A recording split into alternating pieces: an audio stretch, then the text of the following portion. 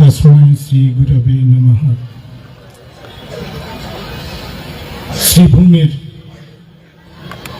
শ্রদ্ধেয় মায়েরা, ভগিনীরা, গুরু ভ্রাতাবৃন্দ, সমবেত শ্রীভূমিবাসী সকলের জন্য আজকে পুরুষোত্তমের আশীর্বাদ প্রার্থনা করি। পবিত্র রমজান মাস চলছে, প্রত্যেকের জন্য প্রত্যেকের মঙ্গল কামনায় মালিকের মেহেরবানি আপনাদের জন্য প্রার্থনা করি। একটু আগে দেবদ্যুতি দাদা তার মনোমুগ্ধকর ইষ্ট প্রসঙ্গ পরিবেশন করেছেন। শ্রদ্ধেয় পণ্ডিত বলরাম মল্লিক দাদা তিনি ছড়ার গান পরিবেশন করেছেন। ছড়ার গানের বিষয়বস্তু প্রথমে ধর্ম, তারপর শিক্ষা, তারপর প্রেরিত পুরুষ এবং শেষ বার্তা। ছড়ার গানের যে পরিণামী বার্তা তিনি রেখেছেন, ঈশ্বর এক, ধর্ম এক। এই দিশায় পরম প্রেমময় ঠাকুর শ্রী শ্রী অনুকূল চন্দ্রের দিব্য জীবন, তার বাণী এবং আচার্য পরম্পরার ভিতর দিয়ে কিভাবে তার পরিপূর্ণতা হচ্ছে, এই দিশায় কিছু কথা বলবো, কিছু অভিজ্ঞতার কথা বলবো, অনুভূতির কথা বলবো। দেখুন, ঠাকুর এই বিষয়টি কেবল তাত্ত্বিক বিষয় নয়, কেবল বৌদ্ধিকভাবে জানার বিষয় নয়, যেটাকে আমরা বলি ইন্টেলেকচুয়াল অ্যাপ্রিসিয়েশন, শুধু তাই নয়, ঠাকুর বিষয়টি শেষ পর্যন্ত অনুভব করার বিষয়, শেষ পর্যন্ত অনুভব করার বিষয় এবং ঠাকুরের তত্ত্ব, বাণী, তার মূল ভাব বুঝে নিয়ে নিজের জীবনে আচরণ করার বিষয়। জানা থেকে আচরণ পর্যন্ত এই পুরো পথটা যদি আমরা পরিক্রমা করতে না পারি, আমরা কোথাও একটা ফাঁকিতে পড়ব। তিনি পৃথক কোনো ধর্মমত প্রচার করতে আসেননি, কারণ তার মূল কথাই হচ্ছে ঈশ্বর এক, ধর্ম এক, প্রেরিত পুরুষ তারই বার্তাবাহী। ঈশ্বর এক, এই বিষয়ে কোনো সন্দেহ নেই। আমাদের বেদ শাস্ত্রে বলুন, একম সদ্বিপ্রা বহুধা বদন্তি, পবিত্র বাইবেলে বলুন, remember your Lord is one, পবিত্র কোরআন শরীফে বলুন, কুল হুয়াল্লাহু আহাদ আল্লাহুস সামাদ। প্রত্যেকটা একই কথা, ঈশ্বর এক। সর্বধর্মান পরিত্যাজ্য মাম একম একম একম। এই কথাটাই তো তিনি স্মরণ করিয়ে দিয়েছেন আমাদের। আর এই ঈশ্বরকে কেন্দ্র করে, ঈশ্বর বিশ্বাসকে কেন্দ্র করে পৃথিবীতে অনেক রকম স্কুল অফ থট, অনেক রকম কমিউনিটি, অনেক রকম কিছু তৈরি হয়েছে, কিন্তু সবার মূল বিষয় হচ্ছে ঈশ্বরকে জানা, ঈশ্বরকে অনুভব করা। জানা তো জ্ঞানের বিষয়, নলেজের বিষয়, থিওরিটিক্যাল নলেজ, কিন্তু আচরণের মধ্যে যখন ফুটে ওঠে,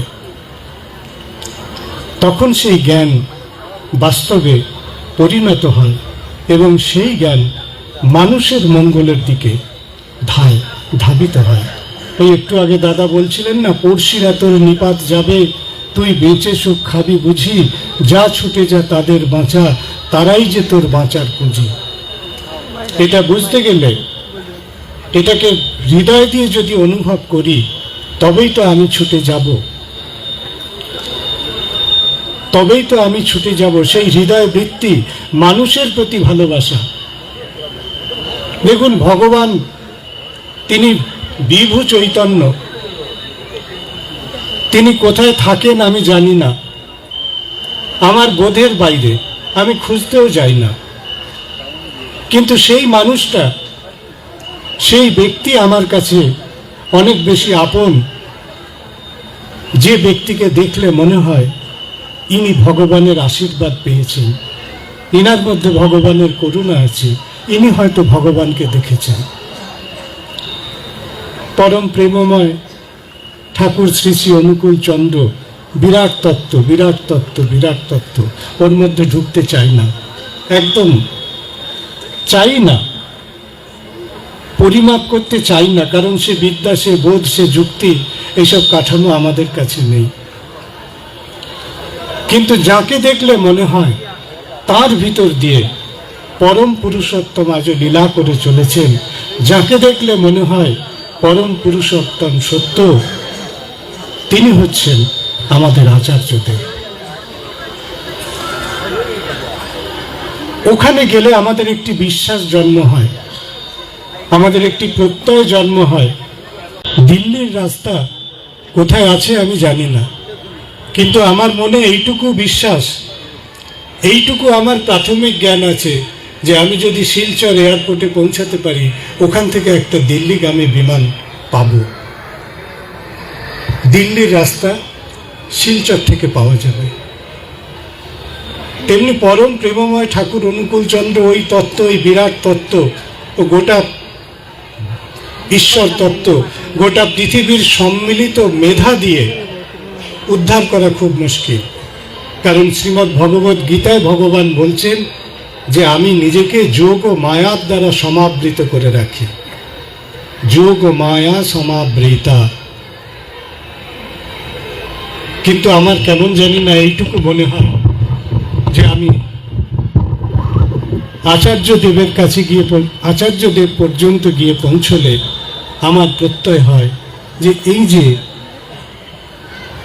উপস্থিতি আমি দেখছি, এই যে প্রসন্ন হাসি, এই যে প্রসন্ন মুখ, এই যে অন্তর উদ্বেল করা একটা ভালোবাসার ঢেউ আমার হৃদয়ের মধ্যে খেলে যাচ্ছে, এই ঢেউয়ের ভিতর দিয়ে, এই ঢেউয়ের পথ, এই যে ঢেউয়ের সমুদ্র, এই ঢেউ সমুদ্রের ওপারে ঠাকুর রয়েছেন। জ্ঞানের সাগর হনা পার, জ্ঞানের সাগর হনা পার। ওই জ্ঞানের সাগর পার করা খুব দুরূহ কাজ। রমজানের মাস চলছে, এক ভক্ত সাহাবা উটের ব্যবসা করে, উটের কারবার করে।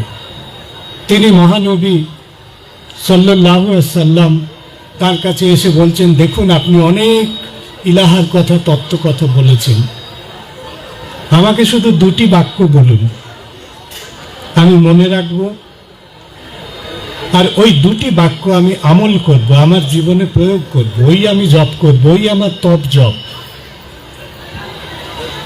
মহানবী নীরব থেকে একটি কথা বলেছিলেন যে জীবনের প্রথম জ্ঞান তাকে জানা, আর জীবনের শেষ জ্ঞান তার কাছে আত্মসমর্পণ করা। সৎসঙ্গ জগতে আমরা যদি জীবনের এই বিরাট আধ্যাত্মিক জ্ঞানের যে বিপুল পরিসর, তার যদি কিছুমাত্র লাভ করতে চাই, আমার জীবনের প্রথম জ্ঞান আচার্যদেব, আর শেষ জ্ঞান পরম পুরুষের কাছে আত্মনিবেদন করা। আত্মনিবেদন, বৈষ্ণবদের যে নববিধ ভক্তি, সেই নববিধ ভক্তি কাঠামোয় আত্মনিবেদন, সারেন্ডার আনটু লর্ড।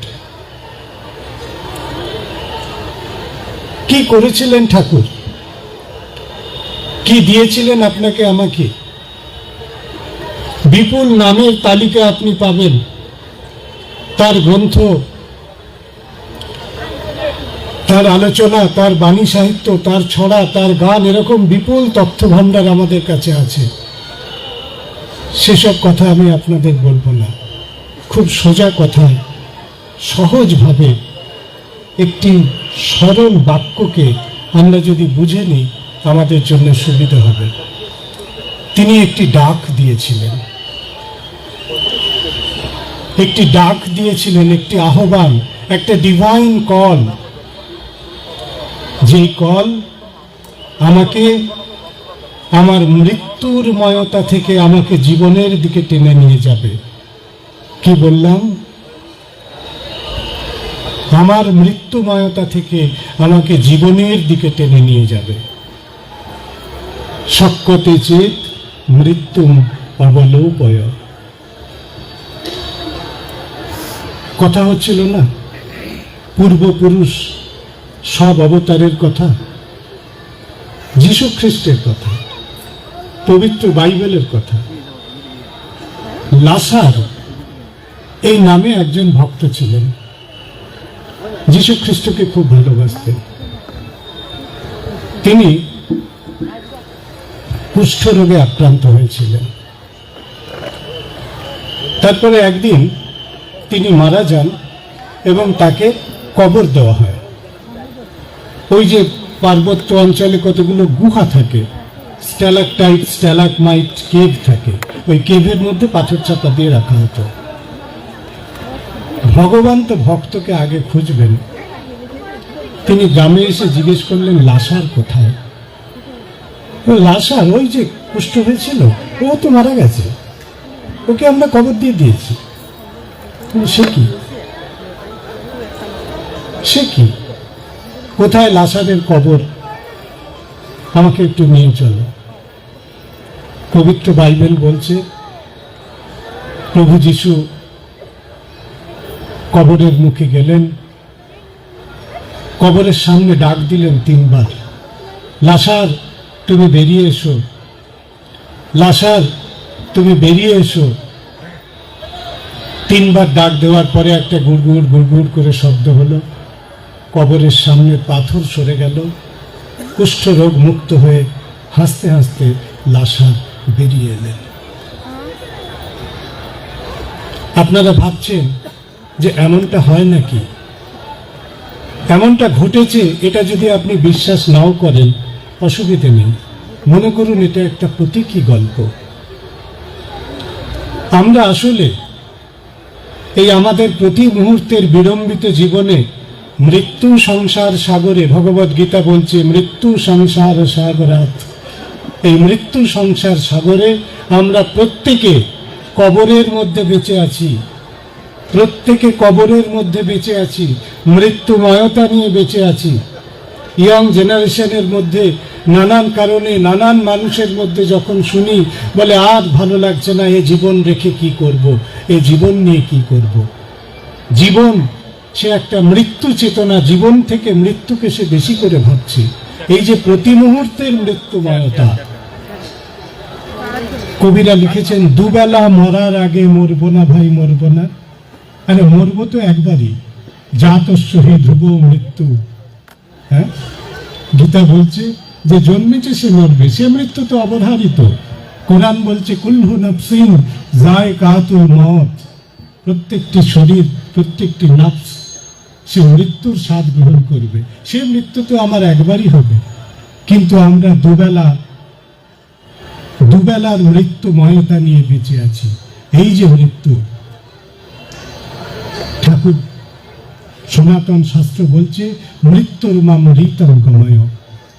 এইখান থেকে ঠাকুর ডাক দিলেন, ঠাকুর আহ্বান করলেন, একটা ডিভাইন কল, যে তুমি বেরিয়ে এসো, তুমি বেরিয়ে এসো, তুমি বেরিয়ে এসো, তোমার মৃত্যুময়তা থেকে বেরিয়ে এসো। ফ্রাস্ট্রেটেড হয়েও না, আশা হারিও না, হতাশ হয়েও না।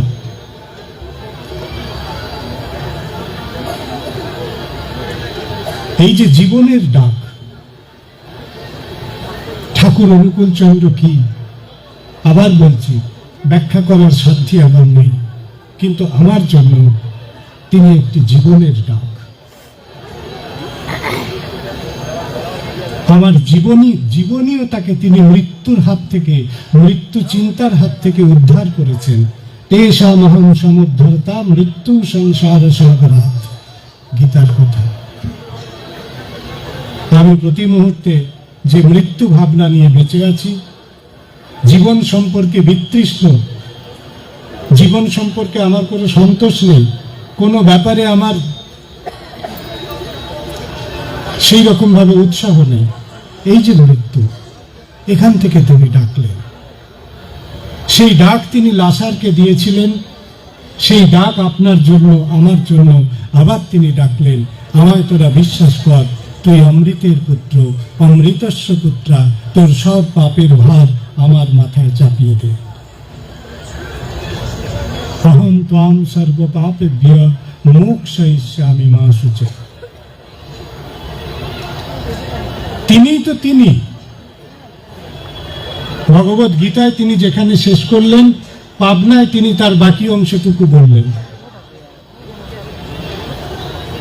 পরিত্রাণায় সাধুনাং, পরিষ্কার কথা, সাধুদের পরিত্রাণ হবে।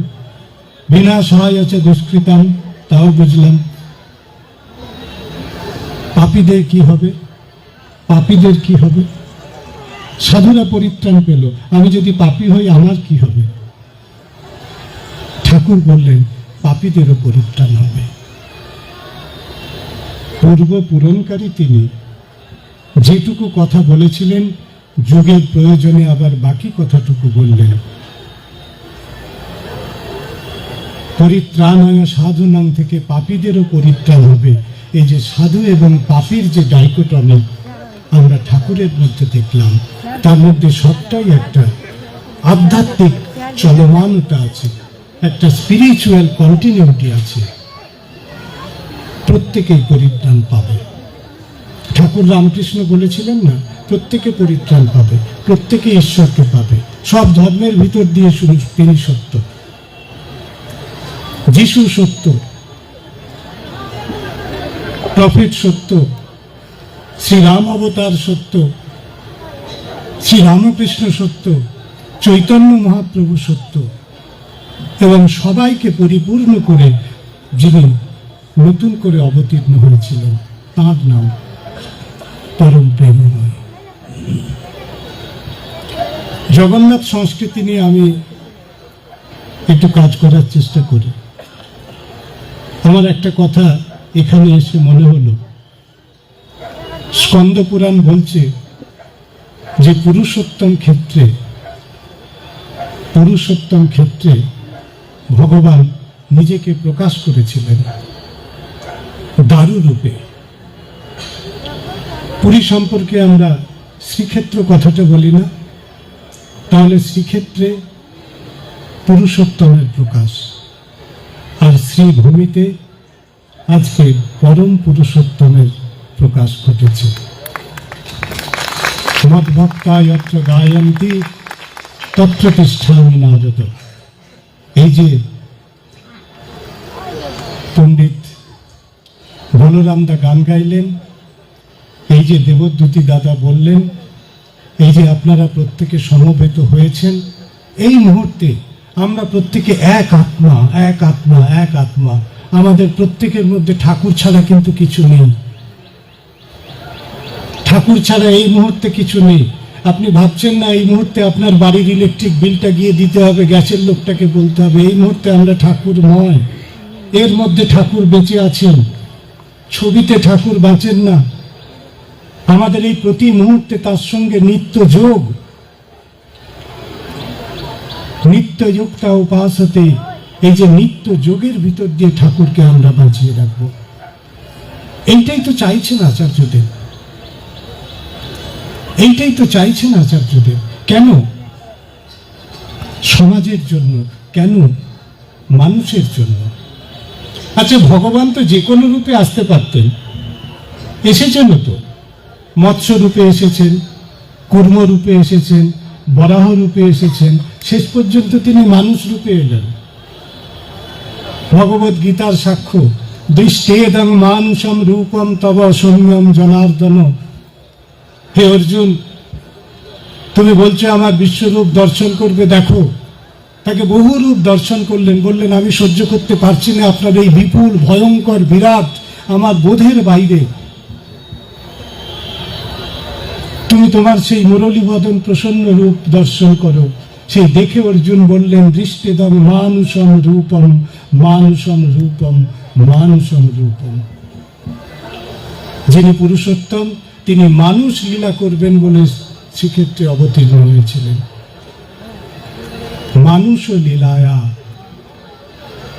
ঠাকুর আমাদের ধর্মচিন্তার মুখ, আধ্যাত্মিক চেতনার মুখ মানুষের দিকে ঘুরিয়ে দিলেন, মানুষের দিকে ঘুরিয়ে দিলেন।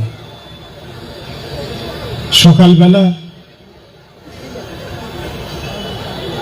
সমস্ত বিহিত কৃত্য সেরে ঠাকুরকে প্রণাম করার পরে যখন আমার প্রতিবেশীর অসুস্থ তার খবর নিতে যাই, ঠাকুর অনেক বেশি খুশি হন। এটা করতে হবে। ধর্ম বিষয়টা উন্মাদনার বিষয় নয়, ধর্ম বিষয়টা আবেগের বিষয় নয়, ধর্ম বিষয়টা ধার্মিক আচার নিয়ে পারস্পরিক প্রতিযোগিতা করার বিষয় নয়, ধর্ম বিষয়টাকে কেন্দ্র করে সারা পৃথিবীতে যুদ্ধ করে পৃথিবী বিড়ম্বিত করার নয়, ধর্ম বিষয়টা মানুষকে রক্ষা করার। কারণ ভগবান মানুষ রূপে জন্মগ্রহণ করেছেন। লালন ফকির বলছেন না, দেব দেবতাগণ করে আরাধন জন্ম নিতে মারবে। দেবতা যদি মানুষকে ভালোবেসে মানুষ রূপে জন্মগ্রহণ করেন, স্বয়ং দেবতা পরম পুরুষোত্তম, পরম যিনি দিন দুনিয়ার মালিক, তাহলে আমরা মানুষ হিসেবে আমার প্রতিবেশী ভাইকে, মানুষকে ভালোবাসতে পারছি না কেন? কোথায় সংকট? এই সংকট মানবতার, এ ধর্মের সংকট নয়, দেশের সংকট নয়, রাষ্ট্রের সংকট নয়, বাংলা আসাম উড়িষ্যার সংকট নয়, এই সংকট একেবারে সরাসরি মানবতার সংকট। যদি মানবতাকে রক্ষা করতে হয় তাহলে ওই জায়গায় এসে দাঁড়াতে হবে ঈশ্বর এক। যদি মানুষ হয়ে থাকো, মানুষকে ভালোবাসো, সুখে দুঃখে মানুষের পাশে দাঁড়াও, এই তো মন্ত্র। আর তত্ত্বে কোথাও পার্থক্য নেই, কোনো পার্থক্য নেই। সংস্কৃত মন্ত্রে আপনারা সবাই জানেন, জীবনং করুণা সিন্ধু জগতস্থং জগৎপতি ভবতো কৃপয়া লব্ধং জীবনং সফলং মম। একই কথা, আলহামদুলিল্লাহ রাব্বিল আলামিন আর রহমানির রহিম মালিক ইয়াউমিদ্দিন। জীবনং করুণা সিন্ধু করুণা সিন্ধু করুণা সিন্ধু রহমানুর রহিম, কৃপা করুণা কৃপা করুণা। কোথায় পার্থক্য? কোথায় হিন্দু মুসলিম? কোথায় বৌদ্ধ খ্রিস্টান? এই সংকীর্ণ সম্প্রদায় বোধের বাইরে আমাদের উঠতে হবে মানুষের জন্য। এই চিন্তাকে, এই দর্শনকে তিনি পরিপূরণ করতে চেয়েছিলেন, শুধু আমার জন্য না। আমি কেবল আমি না, একটু আগে কথা হচ্ছিল, দাদা বোধহয় বলছিলেন যে নারী হতে জন্মে নেশন মেকার। এই কথাটাকে শুধু তাত্ত্বিকভাবে বললে হবে না, শুনতে ভালো লাগে। মায়েরা যে সত্যি সত্যি নেশন মেকার, সেই সামাজিক সম্মান, স্বীকৃতি, সুরক্ষা নারীদের দেওয়া সভ্যতার দায়িত্ব। আমি অন্য কিছু বলবো না। আজকে পৃথিবী সেই জায়গায় এসে দাঁড়িয়েছে, একটি জাতি, একটি রাষ্ট্র তার দেশের মায়েদের প্রতি কি আচরণ করে, সেটাই একটি সভ্যতার মাপকাঠি। আর এই সভ্যতার মাপকাঠিকে চরম সুরে বেঁধে দিয়েছেন নারীর নীতি গ্রন্থে, যে যেন তোমাকে দেখলে মা বলে মনে হয়। আমাদের চিন্তা ভাবনা এই নেট, অমুক তুসুক, এই সমস্ত নানান কিছু ঘেটে মানুষের সঙ্গে মানুষের স্বাভাবিক সম্পর্কের যে হিসাব নিকাশ, সেগুলো সব ওলট পালট হয়ে গেছে। আমরা চরম ভোগবাদে আক্রান্ত। এই পথে গেলে হবে না। নিজেকে সংযত জীবন যাপন করে। একটি এই রমজান মাস চলছে তো, একটি কিশোর ছেলে পূর্বতন আচার্যদেব সম্ভবত আমাদের শিলং বা এদিকের কোনো একটা মন্দিরে এসে অবস্থান করছিলেন। একটি কিশোর ছেলে, ইজার চাপকান পরা, মাথায় টুপি, এসে ঢিপ করে আচার্যদেবকে প্রণাম করলেন। আচার্যদেব খুব খুশি হলেন, খুবই খুশি হলেন। সে প্রণাম করে উঠেই বলছে, তবে যাই। আপনারা জানেন এই রকম একটা আচরণ, মানে এলাম আর গেলাম, এই বিষয়টা, মানুষ এসেছেন মানে মানুষ থাকবে, তিনি তো মানুষকে বুকে করে আঁকড়ে রাখার মানুষ, এসে কেউ চলে যাবে কেন? বললো এই তো এলেন, এক্ষুনি চলে যাবেন? বললো না, আমাকে আসলে হেঁটে অনেকটা পথ যেতে হবে, আমি দুটো পাহাড় পার করে আমি যাব, আমার রমজান চলছে, আমাকে গিয়ে ইফতার করতে হবে।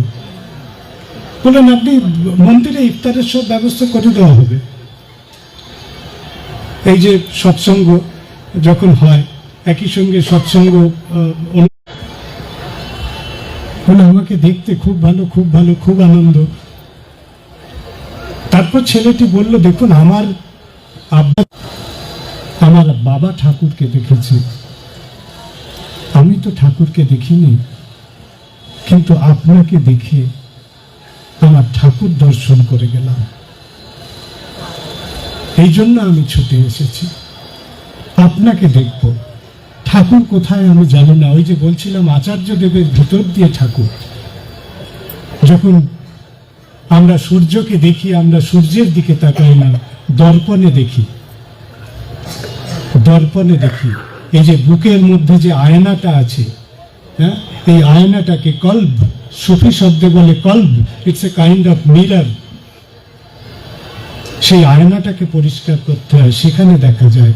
চৈতন্যদেব বলছেন, চেত দর্পণা মার্জনম, নিজের চেতনার দর্পণকে মার্জন করো, পরিষ্কার করো, ধুলো পড়েছে, ময়লা পড়েছে, পরিষ্কার করো, তুমি দেখতে পাবে।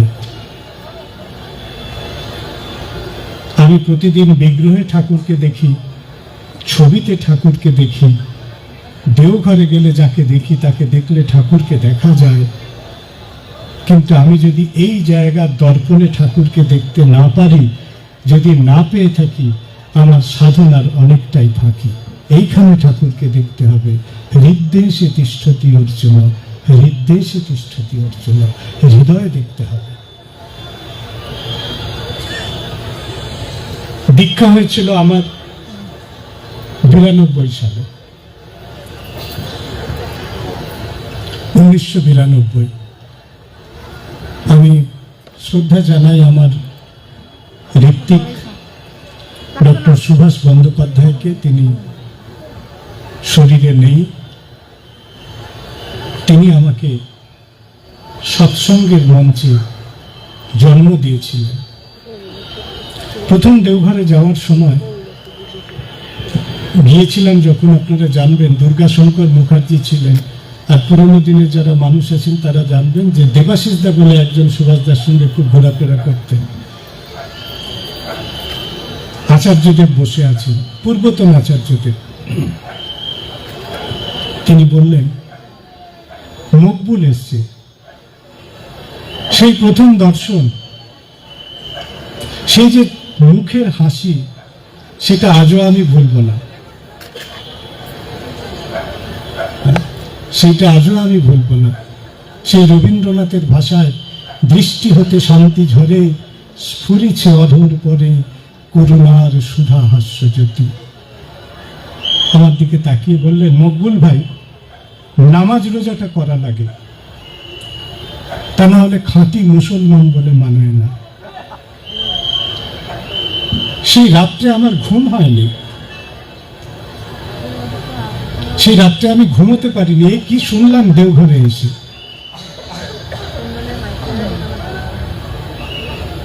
কি শুনলাম। আমি বাড়িতে তর্ক করেছি নামাজ নিয়ে, রোজা নিয়ে,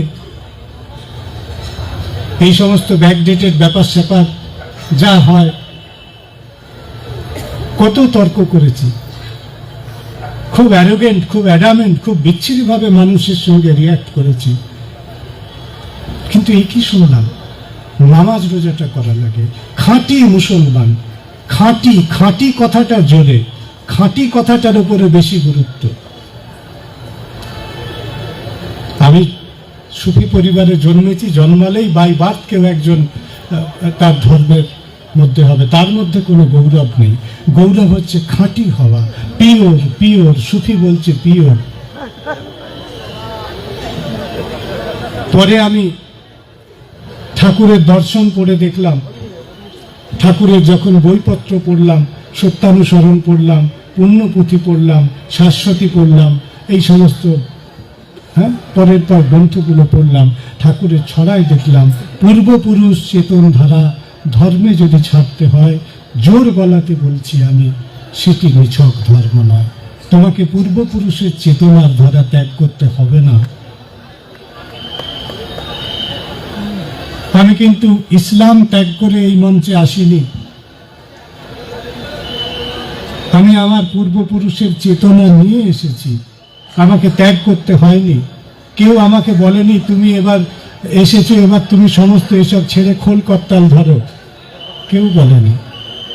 দাদা গান লিখেছিলেন, খোদারে ভাই মিলেই মিলে তাসনে প্রেম করিলে, আদেশ মতো প্রেমের সাথে নামাজ রোজা করিলে। পালন করতে হবে, পালন করতে হবে। লাঠি সোঁটা নিয়ে ভগবানকে পাহারা দেওয়ার কাজ ধর্মের কাজ নয়। কে আমাকে শেখাবে কোনটা ধর্ম কোনটা অধর্ম, কোনটা করণীয় কোনটা না করণীয়? আমরা তো বিভ্রান্ত। একজন দেখিয়ে দেওয়ার লোক চাই, বিপাক পথে হাত ধরে চলার কায়দা দেখিয়ে দেওয়ার একজন লোক, মানুষ চাই, একজন গুরু চাই, একজন পরামর্শদাতা চাই, একজন সুহৃদ চাই। সেই সুহৃদের নাম, সেই সুহৃদের প্রাণ কেন্দ্র হচ্ছে এই প্রতিষ্ঠান সৎসঙ্গ। ওই যে দেখবেন গীতায় লেখা আছে না, মহাভারতের যুদ্ধ হচ্ছে, তো গীতা বলছে কি যে সেটা একটা সমুদ্র, যুদ্ধের নদী, যুদ্ধের নদী। সেখানে অশ্বত্থমা বিকর্ণ রয়েছে, সেখানে নানান রকম দুর্যোধনের মতো আবর্ত রয়েছে।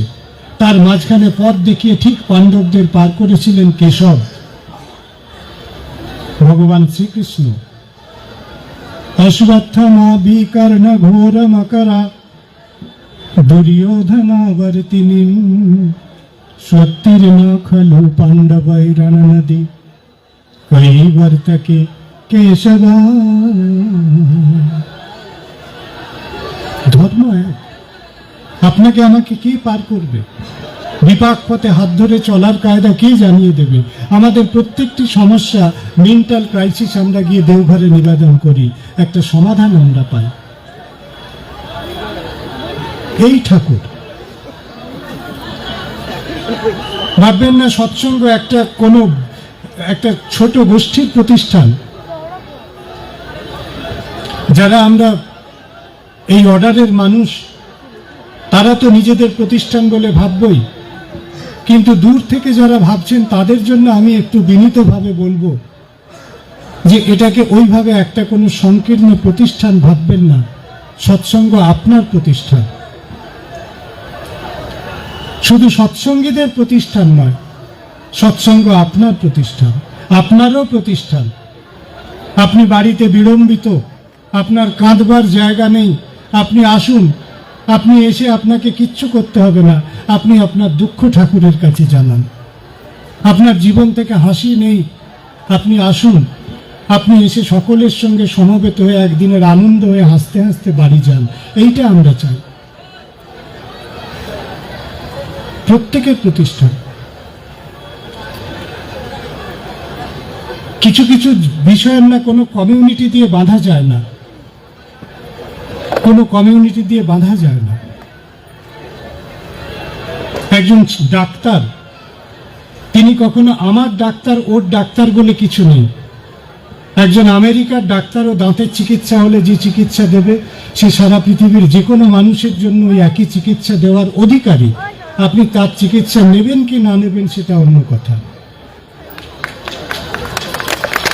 কিন্তু তিনি অধিকারী।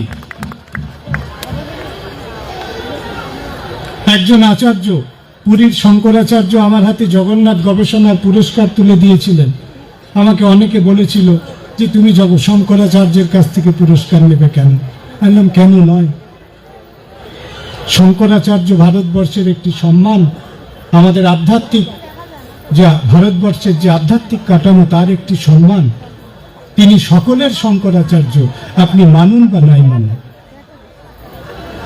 আপনি যখন একটা স্কুল কলেজের এমপ্লয়ি, তখন আপনার প্রিন্সিপাল হয়তো আমার প্রিন্সিপাল নয়, কিন্তু আপনার শিক্ষক আমারও শিক্ষক হওয়ার অধিকারী।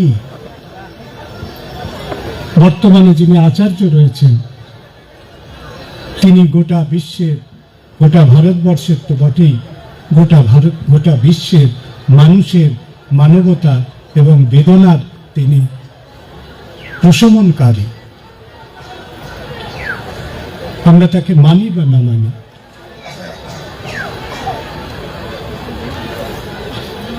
এই যে আচার্য কেন্দ্রিক প্রতিষ্ঠান, ইসলাম ধর্মের সঙ্গে, মানে ইসলাম কাঠামোর সঙ্গে সব থেকে বেশি মিল। অনন্ত মিস্ত্রি দাদা একটা গান গাইতেন, সেই গান গাইবার মানুষ, ওই কণ্ঠ আর আমরা শুনবো না, একটা বিরল কণ্ঠ ছিল। মরুতে এলেন মোহাম্মদ, মথুরাতে এলেন শ্যাম, ইমান খেলেন রসুল আল্লাহ, লীলা খেলেন ঘনশ্যাম। চারো সাথী ছিল তাহার, আবু ওমর আলী ওসমান। এই যে আচার্য পরম্পরা, ইসলামের আচার্য পরম্পরা, ইসলাম ধর্ম আচার্য কেন্দ্রিক ধর্ম, সৎসঙ্গের কাঠামোর সঙ্গে সব থেকে বেশি মেলে। আমাকে ইসলাম ত্যাগ করতে হয়নি। শিলিগুড়িতে, আমার দাদা এখানে রয়েছেন, শিলিগুড়িতে যখন গেলাম সেদিন ঈদের নামাজ ছিল, তার পরের দিন ঈদ ছিল। কোথায় কাছাকাছি মসজিদ আছে জানি না, গুরু ভাই শিলিগুড়ি তন্ন তন্ন করে খুঁজে বললো এয়ারপোর্টে যাওয়ার সময় একটি মসজিদ আছে মকবুল ভাই, আপনি সেখানে, আপনাকে সেখানে নিয়ে যাব। জামাত শুরু হওয়ার আগে এতগুলি গুরু ভাই আমাদের এই পোশাকে, সৎসঙ্গের পোশাকে সেখানে গিয়ে মসজিদের কাছে দাঁড়িয়ে গেল। বলল কে? বলল আমাদের একজন গুরু ভাই আপনাদের এখানে নামাজ পড়বেন। তারা কি খুশি হয়েছে। আচরণে করতে হবে, ধর্মের মূল্যবোধের সঙ্গে নিজেকে যুক্ত করতে হবে, উন্মাদনার সঙ্গে নয়। ঠাকুর প্রেম, প্রেম, প্রেম। চৈতন্য মহাপ্রভু কি নিয়ে এসেছিলেন? প্রেম। যীশু খ্রিস্ট কি নিয়ে এসেছিলেন? প্রেম, লাভ। বাইবেল ডিকশনারি বলছে, ব্যাখ্যা করে বলছে, love for god and love for man. শ্রীরামকৃষ্ণের দর্শন বলছে, শিব জ্ঞানে জীব সেবা। ইসলাম বলছে ইলাহার চেতনা নিয়ে ইনসানের পাশে থাকা। আর ঠাকুর বলছেন, পড়শিরা তোর নিপাত যাবে, তুই বেঁচে সুখ খাবে বুঝি। মানুষের দিকে মুখ ফেরাতে হবে। ঠাকুর মানুষ চান, আর কাউকে চাই না। আমরা কে কতটা ভক্ত হয়ে উঠব, কে কতটা তাত্ত্বিক হয়ে উঠব সেটা জানি না, কিন্তু আমরা যদি সরল মনে ঠাকুরের মানুষ হই, তাহলে আজও দেখবেন তার দিব্য চক্ষু আপনার জন্য হেসে উঠবে। এই ভারতবর্ষ, এইটা বলে আমি শেষ করব, এই ভারতবর্ষ, আচ্ছা, এই ভারতবর্ষ নিয়ে অনেক এক্সপেরিমেন্ট হয়েছে, অনেক এক্সপেরিমেন্ট হচ্ছে। ঠাকুর কি বলছেন সেইটা আমি আপনাদের বলি। আপনারা গান শুনেছেন, আর্য ভারতবর্ষ আমার, জ্ঞান ও গরিমা গরবিনী। হ্যাঁ, আর্য ভারতবর্ষ আমার। আর্য ভারতবর্ষ কি? ঠাকুর আর্য শব্দটি কোনো তথাকথিত কমিউনিটি অর্থে ব্যবহার করেননি। তিনি বলেছেন আর্য মানে শ্রেষ্ঠ। মানুষের পক্ষে সম্ভব যা কিছু শ্রেষ্ঠ গুণ যিনি অর্জন করেন তিনিই আর্য, তিনিই আর্য। আর মানুষ যখন অপগুণের শিকার হয় তখনই তিনি অনার্য। দেখবেন ভগবত গীতায় একটা শব্দ আছে, অর্জুন যখন বলল আমি যুদ্ধ করব না, তখন তাকে ভৎসনা করলেন ভগবান শ্রীকৃষ্ণ, খুব কড়া ভাষায় ভৎসনা করলেন। হ্যাঁ, কুতস্তাকস্মলমিদম বিষমে সমুপস্থিতম, কোথায় থেকে তোমার মধ্যে এইসব বিষম বস্তু উপস্থিত হলো? অনার্য জুষ্টম অসর্গম অকীর্তিকরম অর্জুন, যা অনার্যকে শোভা পায় এরকম জিনিস তোমার মধ্যে তো দেখতে পাচ্ছি কেন? ক্লৈবং মাস্ম গম পার্থ, একদম ক্লিবতার পথে যেও না, না এটা ত্বয়ী উপপদ্ধতি, তোমাকে এটা শোভা পায় না। ক্ষুদ্রং হৃদয় দৌর্বল্যম ত্যাক্ত তিষ্ঠ পরমতপ, জীবনের ক্ষুদ্রতাকে ত্যাগ করো,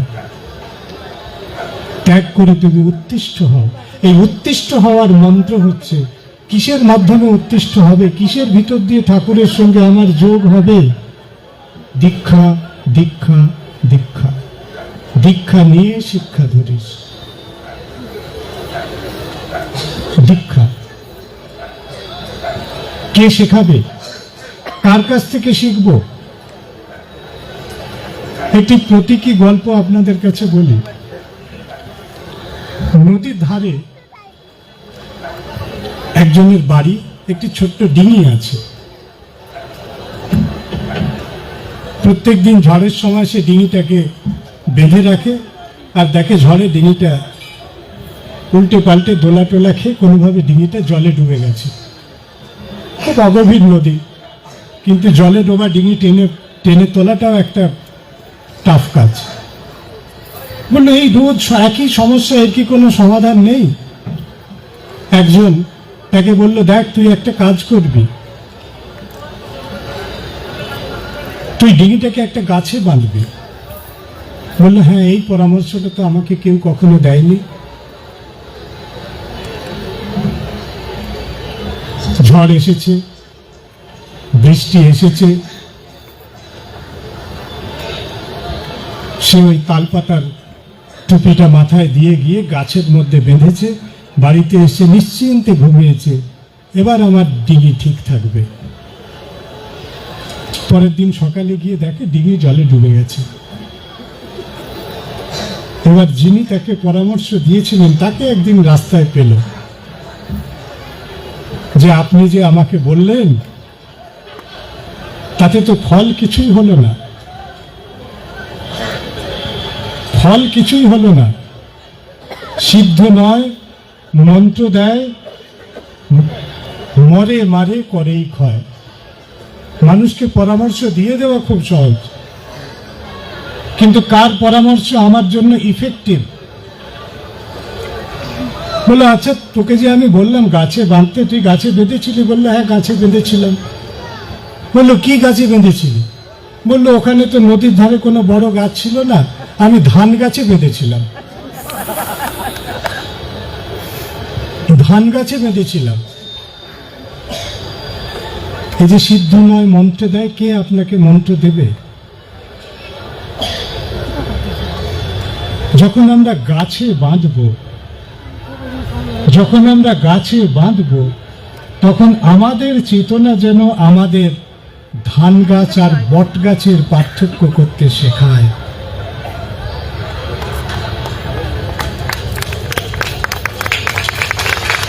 আমরা নিজেদের ভুলে যদি ধান গাছে বাঁধি, কেউ দায়ী নয়। আমার চেতনার দিশা আমাকেই ঠিক করতে হবে, এইটাই চাইছেন আচার্যদেব। তুমি দীক্ষা নাও, তুমি শিক্ষা করো, সঠিক চেতনার দিশা তোমাকেই নির্ণয় করতে হবে। ধান গাছ বট গাছ তোমাকেই পার্থক্য করতে হবে। স্বামী বিবেকানন্দকে ঠাকুর রামকৃষ্ণ বলেছিলেন যে তুই বটবৃক্ষ হ। আমাদের সৎসঙ্গী যারা সাধু, আমি এই শব্দটাই ব্যবহার করি, যারা কাজ করছেন, মনে প্রাণে ঠাকুরের কাজ করছেন, তারাও কিন্তু এক অর্থে সন্ত। তারা বটবৃক্ষ হয়ে আপনাদের জন্য কাজ করছে, আমার জন্য কাজ করছে। এই যে দাদা এত অনুষ্ঠান করছেন দিনরাত এক করে, কার জন্য করছেন? ওনার বাড়ির জন্য না, আপনার আমার জন্য। এই যে বটবৃক্ষের ছায়া, সৎসঙ্গ একটি বটবৃক্ষের ছায়া। আর এই বটবৃক্ষের ছায়া পেতে গেলে প্রতীকার্থে বলি, আমাদের চৈতন্যে একটু বোধিবৃক্ষের ছায়াও দরকার। আমার চেতনা যদি না জাগে, আমার বোধ যদি না জাগে, আচরণী বোধ চয়নে, বোধ কথাটা আন্ডারলাইন করে বোধিবৃক্ষের সঙ্গে কোরিলেট করি, এই বোধ যদি না জাগে তাহলে আমি কোথাও নেই। পশ্চিম মেদিনীপুর দীক্ষার পরে গিয়েছি আমার এশিয়াটিক সোসাইটির কাজে গবেষণা করতে। একটি বাড়িতে 28 দিন ছিলাম। 28 দিন থেকে সে মা খুব স্নেহ করে আমাকে, আমার খাওয়া থাকা, মা মানে মাই। 28 দিন পরে যখন আমি চলে আসছি, তখন গ্রামে নানান রকম, একদম প্রত্যন্ত গ্রাম, হাতিবাড়ি, আপনারা জানেন উড়িষ্যা বর্ডার, সুবর্ণরেখা নদীর ধারে। তো আমি যখন ফিরে আসছি, গ্রামে নানান রকম কিছু সব কথাবার্তা হয়েছে, গ্রামে যেরকম হয় আর কি। ওই ছেলেটা ওই বাড়িতে এসে উঠেছে না, ওই ছেলেটা নাকি শুনলাম এই গো, ওর নাকি ধর্ম, ওর নাকি পরিচয়, এই সমস্ত নানান রকম কথা গ্রামের মধ্যে হয়েছে। আমি বললাম, মা, হয়তো আপনাকে যদি বিড়ম্বিত করে যাই তাহলে আপনার কাছে মাপ চেয়ে যাচ্ছি। গ্রামে অনেক কিছু শুনলাম। মা বললেন, বাবা মকবুল লেখাপড়া জানেন না, বাবা মকবুল, আমার 2টি সন্তান, তুমি আমার 3য় সন্তান।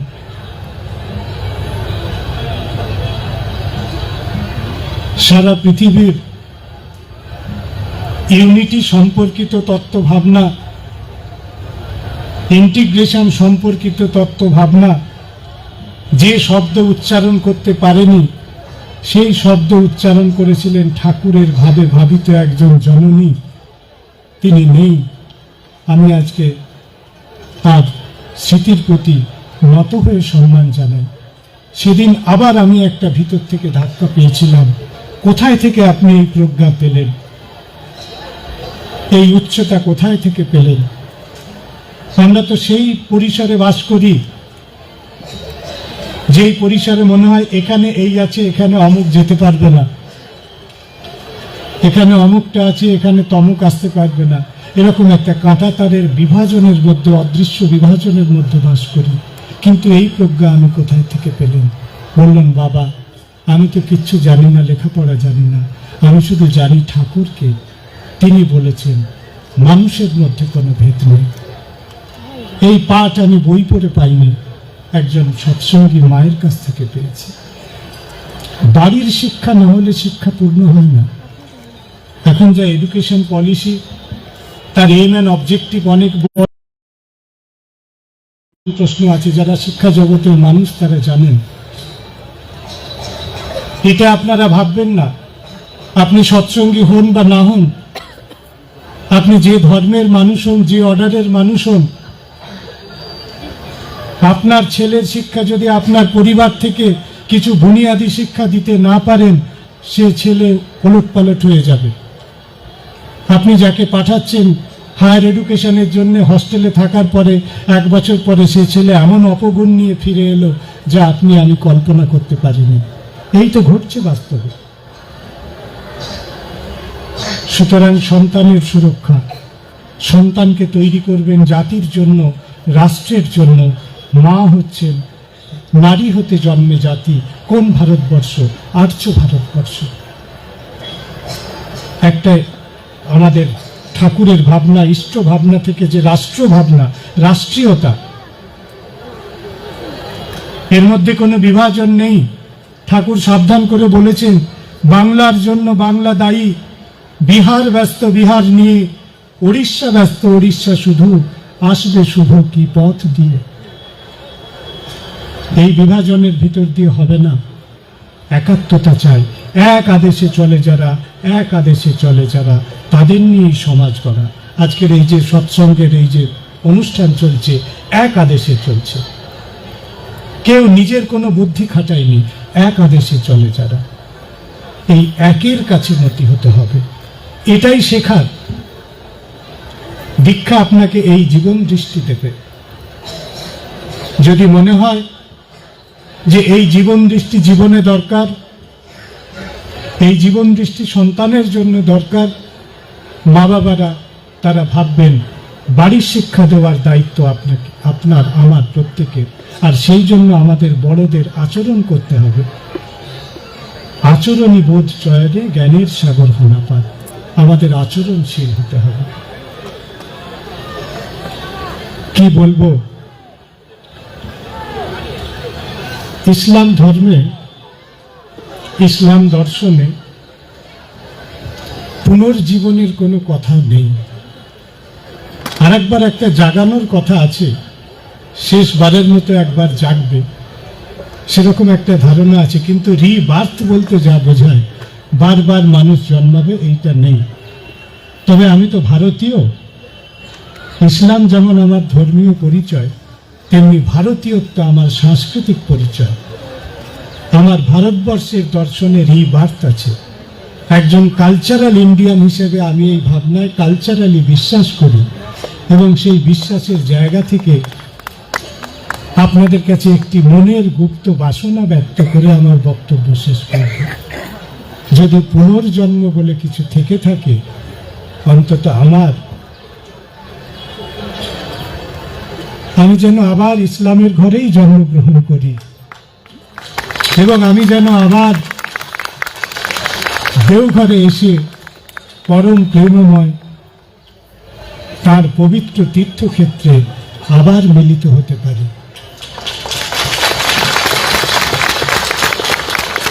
অন্তত সুফি তত্ত্ব এবং পুরুষোত্তম তত্ত্ব দুটিকে মিলিত করে একত্রিত পড়ে আমার যা মনে হয়েছে, এই তথাকথিত হিন্দু মুসলিম ঐক্য, হিন্দু মুসলিম সম্প্রীতি, এটা আমাদের দর্শন নয়, সৎসঙ্গের দর্শন নয়। সৎসঙ্গের মূল দর্শনটা যেন আমরা ভুলে না যাই। সব দীক্ষা তুই এক্ষুনি নেই, ইষ্টেতে রাখ সম্প্রীতি। আসুন আমরা প্রত্যেকে তথাকথিত বস্তা পচা ইমোশনের মধ্যে না ঢুকে, আমরা হিন্দু মুসলিম সম্প্রীতির প্রথাগত রেকর্ড না বাজিয়ে আমরা একটু ইষ্টের সঙ্গে সম্প্রীতি করি। আমার সঙ্গে যেন আমার ইলাহার সম্প্রীতি থাকে। আমি যদি জীব হই, আমার সঙ্গে যেন ব্রহ্মের সম্প্রীতি থাকে। আমি যদি আত্মা হই, আমার সঙ্গে যেন আমার পরমাত্মার সম্প্রীতি থাকে।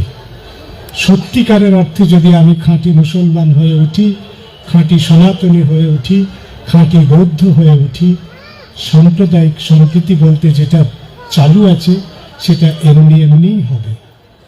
সেটার জন্য প্রযত্ন করতে হবে না। যারা প্রোডাকশন জগতের মানুষ, তারা দুটো শব্দ জানেন, একটা হচ্ছে প্রোডাক্ট, একটা হচ্ছে বাই প্রোডাক্ট। হিন্দু মুসলিম সম্প্রীতির কথা অন্তত ঠাকুরের দীক্ষিত মানুষের জন্য প্রোডাক্ট নয়। আমরা যদি ইষ্টের সঙ্গে সম্প্রীতি রাখি, বাই প্রোডাক্ট ওটা এমনিই হবে। বন্দে পুরুষোত্তম।